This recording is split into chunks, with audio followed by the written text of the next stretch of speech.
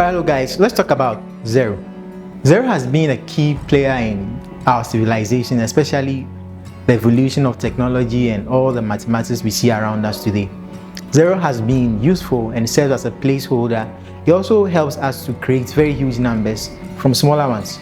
And also we see zero serving as the between factor for negative and positive values. So zero has been very significant, and lastly, it also helps us to represent nothing.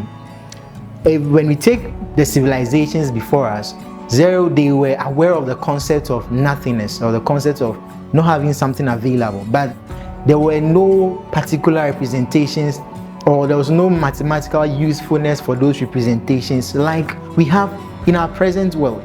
For example, when you take the Greeks, they were very much aware of nothing, but they didn't give any concrete place because they didn't understand why nothing can be something. And fast forward to the Mayan civilizations, there are traces of the concept of zero much more evident in the calendar systems of the day.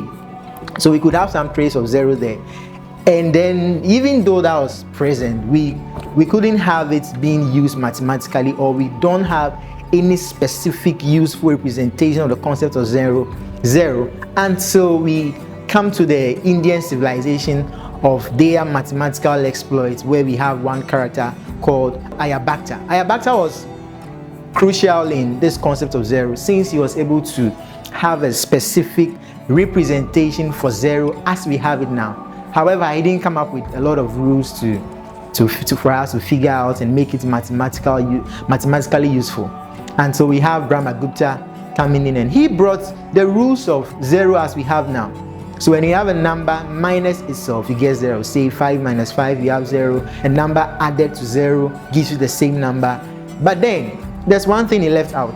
Why a number divided by zero will be undefined, or what you would get when a number is divided by zero. That will be for another video in our next lesson.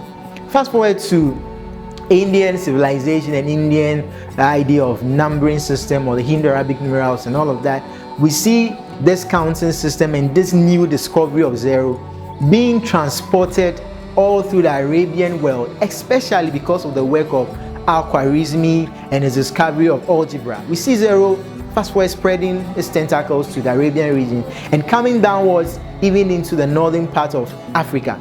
It was in the northern part of Africa where we see Fibonacci and his father coming to trade on those shores, and we see that, zero became very relevant for the trading and the commerce system of the day, and that was very wonderful. So he became awed by how relevant and how useful this new number or this new counting system became, and it was by that he transported this idea of zero into the European world, and it spread all over various parts of the world, even all around, and everywhere in the world now most people count with Hindu-Arabic system.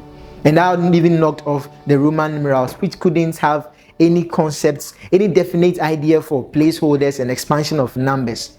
So zero, and in our current system we have the binary system of ones and zeros, which is a unique counting system in that we are able to use ones and just zeros to program a lot of devices, from the computer you are watching this video on, or the smartphone you are watching this video on, from the camera I'm using.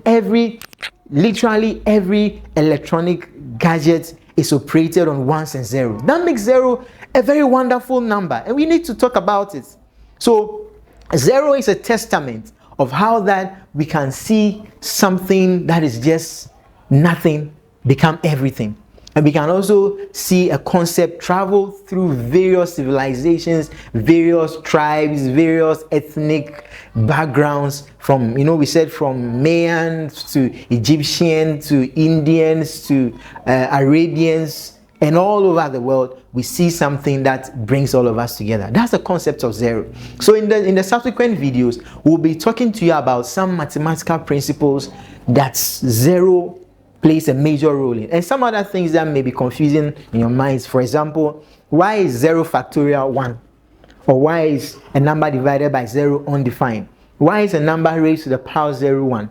We would have to look at all of those things. So I would entreat you to subscribe to this channel press on the notification bell, and also want to share these videos with as many friends as possible. So I'll be loading some other videos on very interesting things concerning zero. We'll be talking about why 0 factorial is equal to 1. We'll talk about why a number divided by 0 it's undefined. We are on a very beautiful journey to talk about zero. So thank you very much for being a part of this channel.